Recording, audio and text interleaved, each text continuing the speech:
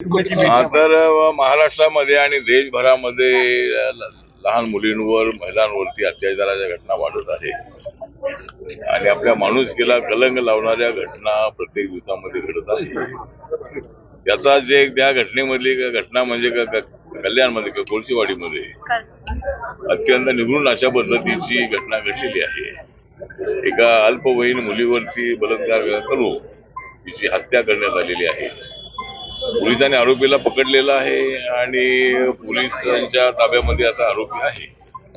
त्या आरोपीची पत्नी ताब्यामध्ये आहे.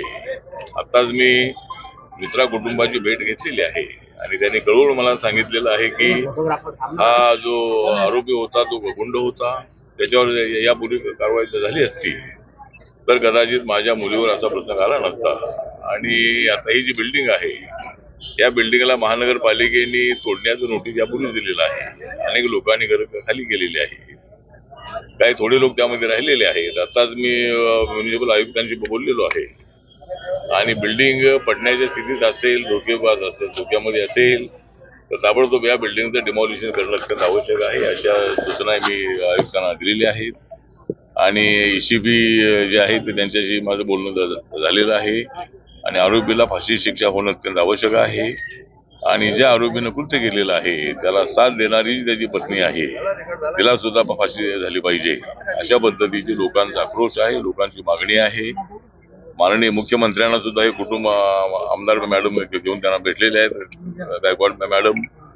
आणि मुख्यमंत्री फंडातून या कुटुंब अत्यंत गरीब आहे. म्हणजे ड्रायव्हर हा तिचा वडील आहे आणि 2 पिढ्यापासून त्यांचं कुटुंब महाराष्ट्रामध्ये आलेलं आहे, मुंबईमध्ये आलेलं आहे, कल्याणमध्ये आलेलं आहे.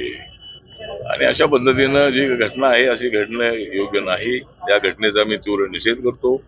सामाजिक न्याय अधिकारिता मंत्रालयाचे राज्यमंत्री म्हणून, RBIचे अध्यक्ष म्हणून अशा पद्धतीच्या घटनांना थांबवणं अत्यंत आवश्यक आहे. ही माणुसकी जी आहे ती कुठं गेलेली आहे सांगता येत नाही आहे. रोज अशा पद्धतीच्या घटना घडल्याच्या बातम्या वर्तमानपत्रामध्ये, टीव्हीमध्ये येत आहेत आणि याला थांबवणं अत्यंत आवश्यक आहे. त्यासाठी समाजामध्ये काम करणाऱ्या लोकांनी पुढे आलं पाहिजे आणि अशा पद्धतीचे जे कृत्य करणारे लोक आहेत त्यांना फाशी झाली पाहिजे. अशा पद्धतीची आपली मागणी आहे. आणि या कुटुंबाला एक चांगली आर्थिक मदत जी आहे ही आर्थिक मदत सरकारच्या वतीने मिळाली पाहिजे. आमच्या पक्षाच्या वतीनंही काही थोडी मदत त्यांना आम्ही देण्याचा प्रयत्न करणार आहोत. आणि हे कुटुंब अत्यंत गरीब आहे आणि या कुटुंबाच्या पाठीशी सगळं कोळशीवाडी, कल्याण आणि सगळा महाराष्ट्र उभा आहे. एवढं या प्रसंगी मी सांगतो.